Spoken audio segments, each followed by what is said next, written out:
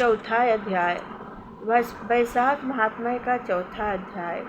नारद जी कहते हैं कि वैशाख मास में शरीर में तेल लगाना, दिन में सोना, कांसे के बर्तन में भोजन करना, दोबारा भोजन खाट पर सोना,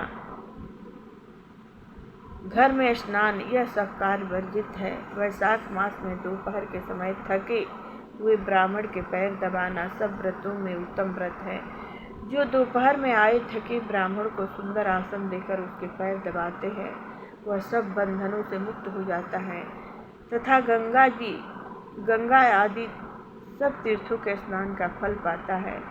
मनुष्य रोगहीन और मोटा ताजा होकर भी वैशाख मास में स्नान न करने से चंडाल योनि को प्राप्त होता है। वैशाख मास की संक्रांति के दिन जो बाहर जाकर किसी तीर्थ पर स्नान नहीं करता वह 100 जन्म लेता है। वैशाख मास में अन्न दान अथवा जल दान न करने से निश्चित पूर्वक सभी दुखों से मुक्त नहीं होता। वैशाख मास में नदी में स्नान करके भगवान विष्णु का ध्यान करने से निश्चय ही 3 जन्मों में किए हुए पाप नष्ट हो जाते हैं। प्रातःकाल समुद्र में गिरने वाली नदियों में स्नान करने से 7 जन्मों के पाप और उषा काल में सप्त गंगा में स्नान करने से करोड़ों जन्मों के पाप नष्ट हो जाते हैं। जाह्नवी, वृद्ध, गंगा, कालिंदी, यमुना, सरस्वती, कावेरी, नर्मदा और त्रिवेणी यह सप्त गंगा हैं।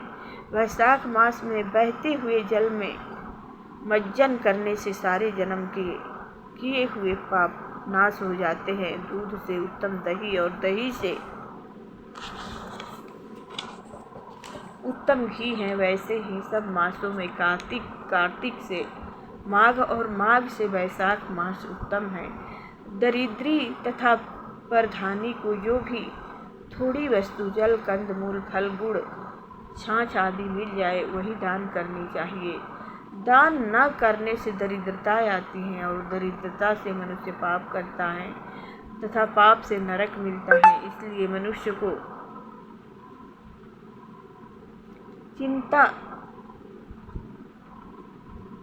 चितानुसार अवश्य दान करना चाहिए। वैशाख मास के देवता विष्णु हैं, इस कारण इस मास में किया हुआ जप, दान, यज्ञ और तप अधिक फल देने वाले हैं।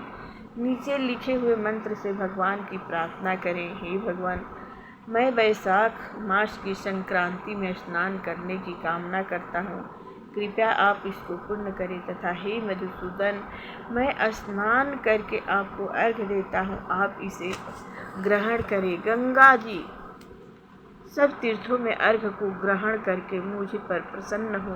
आप समदर्शी पापियों पर भी कृपा करने वाले मेरे अर्घ्य को ग्रहण करें और यथोचित फल देवें। इस प्रकार अर्घ्य देकर स्नान करके वस्त्र पहन अपना नित्य नियम करें। वैशाख में उत्पन्न होने वाले फूलों से भगवान का पूजन करें। वैशाख की कथा सुने, इससे करोड़ों जन्मों के पाप नाश हो जाते हैं।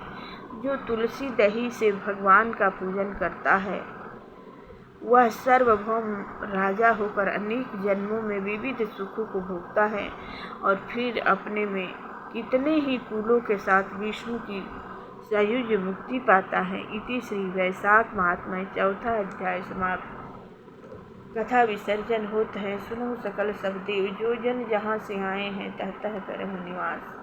प्रेम से बोलिए मंगलमय भगवान की जय। भक्ति माता की जय, ज्ञान वैराग्य भगवान की जय। चारों धाम, तीनों त्रिलोक, 14 भुवन की जय। अष्ट सिद्धि नवनिधि की जय।